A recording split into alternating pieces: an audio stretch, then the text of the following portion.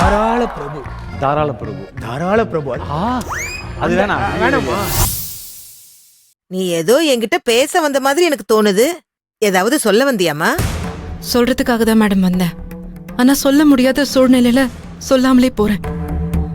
நான் உண்மையை சொன்னா உங்களுக்கு ஏதாச்சும் ஆயிடுமோன்னு பயமா இருக்கு மேடம். அது ஒண்ணும் இல்லம்மா, கல்யாண சம்பந்தமா அவங்க சார்பா ஏதாவது வேலை இருக்கா என்ன ஏதுன்னு கேட்க வந்திருப்பா.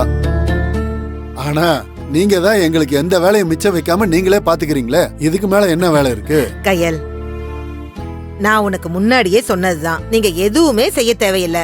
ஆனா நீங்க செய்ய வேண்டியது ஒன்னே ஒண்ணுதான். அது என் மருமக ஆனந்திய கூட்டிட்டு மண்டபத்துக்கு வந்துருங்க. ஆனந்திய நாங்களே வந்து கூப்பிட்டுப்போம். இருந்தாலும் பொண்ணு வீட்டுக்காரங்க கூப்பிட்டு வர்றதுதான் முறை. அதனாலதான் நான் உங்களை அப்படி சொன்னேன். அம்மா, அந்த வேலையாவது எங்களுக்கு இருக்கட்டுமா, கொஞ்சம் விட்டு கொடுங்க. பயப்படாத தர்மலிங்கம், உங்க பொண்ணு ஆனந்திய நீங்களே கூட்டுவாங்க.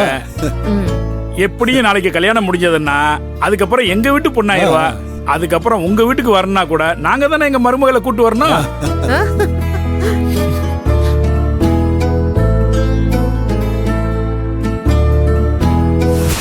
கையல், என்ன கையல், நாங்கெல்லாம் கல்யாணத்தை பத்தி சந்தோஷமா பேசிட்டு இருக்கோம். நீ ஏன் ஒரு மாதிரியாவே இருக்க? ஒன்னும் இல்ல. சரி, நான் கிளம்புறேன். இல்ல பரவாயில்ல மேடம், நீங்க உட்காருங்க. நான் கிளம்புறேன். சரிம்மா, போயிட்டு வா. சரி, கிளம்புறேன்.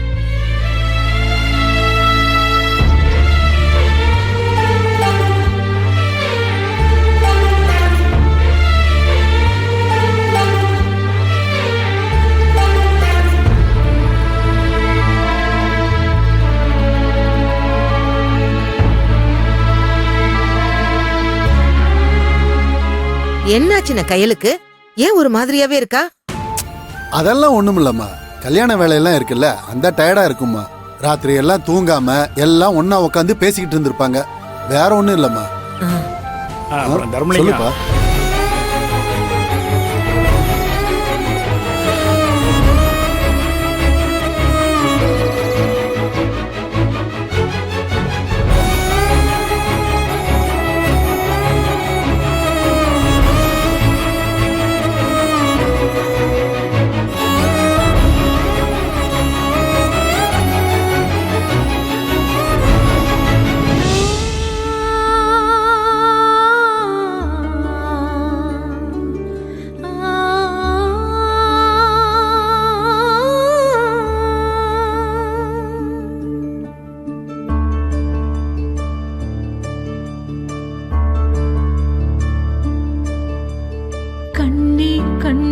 கண்ணின் மணியே நீ கேளம்மா, உன் முன்னே தோன்றும் தடைகளை தாண்டி முன்னேறம்மா.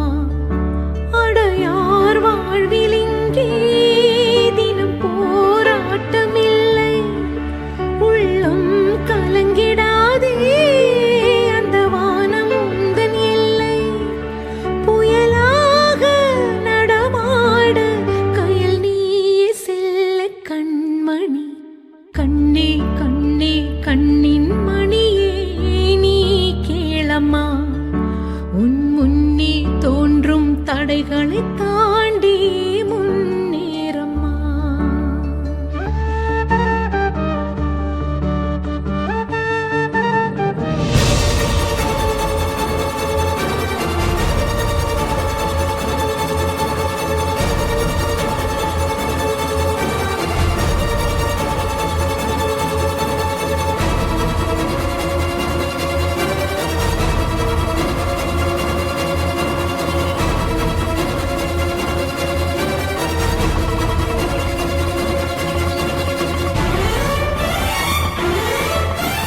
டேய், வண்டி ஏன்டா நிப்பாட்டின? கொஞ்சம் அங்க பாருடா.